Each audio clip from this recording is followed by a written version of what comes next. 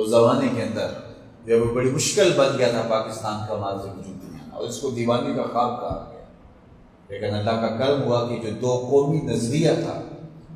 جو اسلام کا حقیقی نظریہ ہے کہ ہم بطور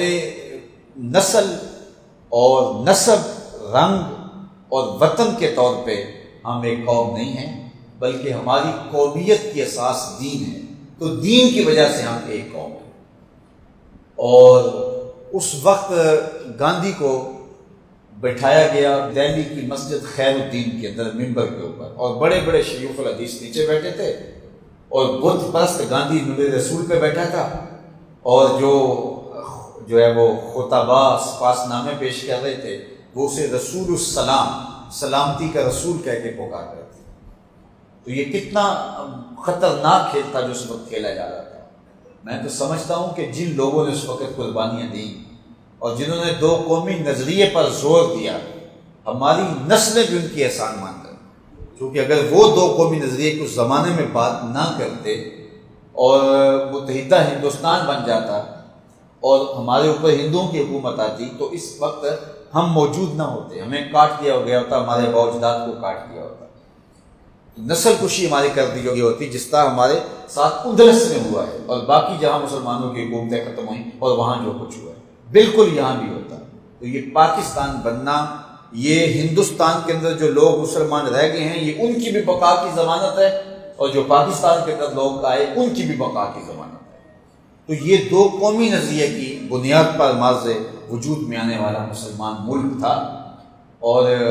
جو ہے یہ دو قومی نظریہ یہی تھا کہ ہندو الگ قوم ہے، ایک ہندو ہیں، سکھ ہیں، عیسائی ہیں، یہ جتنے بھی الکفر ملت واحدہ، سارا کفر ایک قوم ہے،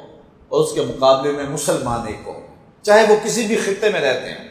وہ عرب کے ہوں، عجم کے ہوں، شام کے ہوں، فلسطین کے ہوں، کابل کے ہوں، ہندوستان کے ہوں، پاکستان کے ہوں، ہم مسلم قوم ہیں۔ ہماری قومیت کی اساس وطن ہے ہی نہیں، ہماری قومیت کی اساس جو ہے وہ دین ہے، اور دین کی بنیاد پر ہم ایک قوم ہیں۔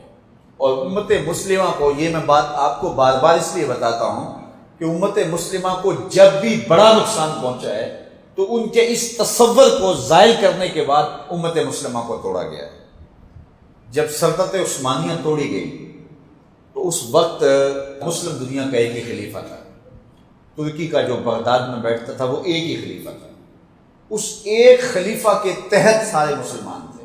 وہ عرب کے رہنے والے ہوں، عجم کے رہنے والے ہوں، وہ ہندوستان کے رہنے والے ہوں، وہ کہیں کے رہنے والے، اور وہ ہماری وحدت، اور جب خلیفہ کھڑا ہوتا پوری قوم کھڑی ہو جاتی، اور امت کی وحدت کی ضمانت تھا۔ کمزور ہونے کے باوجود ہم طاقتور تھے، اس لیے کہ ہماری یگانگت کا ایک مرکز تھا، ہمارا اتحاد تھا۔ تو جب نو آبادیاتی وزارت نے، جو کہ ایک اسپیشل وزارت بنائی گئی برطانوی گورنمنٹ کی جانب سے، اس نے مسلمانوں کو تقسیم کرنا چاہا تو یہ فکر دی، عربوں کو یہ کہا کہ تم عرب ہو اور یہ ترک ہیں،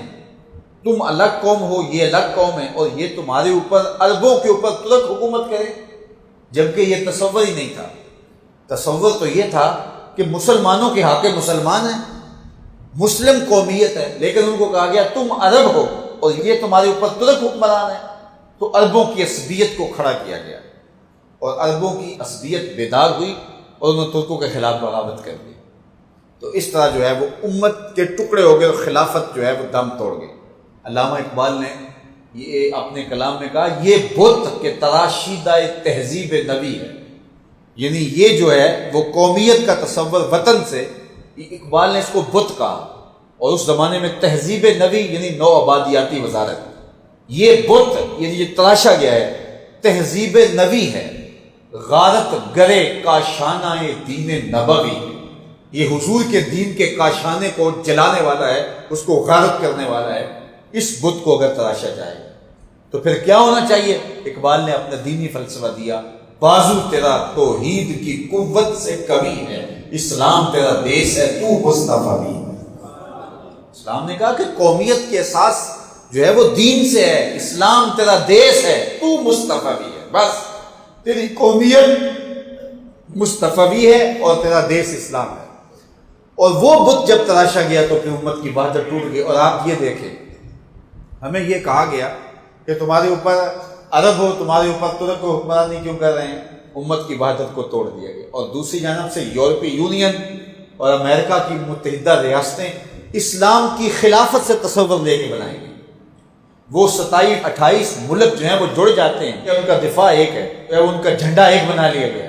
اور ہمارے جو ہے وہ الگ الگ جھنڈے بنا دیے گئے. ادھر سے ترک جو ہیں انہوں نے بھی کہا جی ہم چھوڑ دیتے ہیں. اقبال نے کہا دیکھ مسجد میں شکست رشتہ تسبیح شیخ, اور برہمن کی بت کدے میں پختہ زناری بھی دیکھ, چاک کر دی ترک نادان خلافت کی کبا, سادگی مسلم کی دیکھ اوروں کی عیاری بھی دیکھ.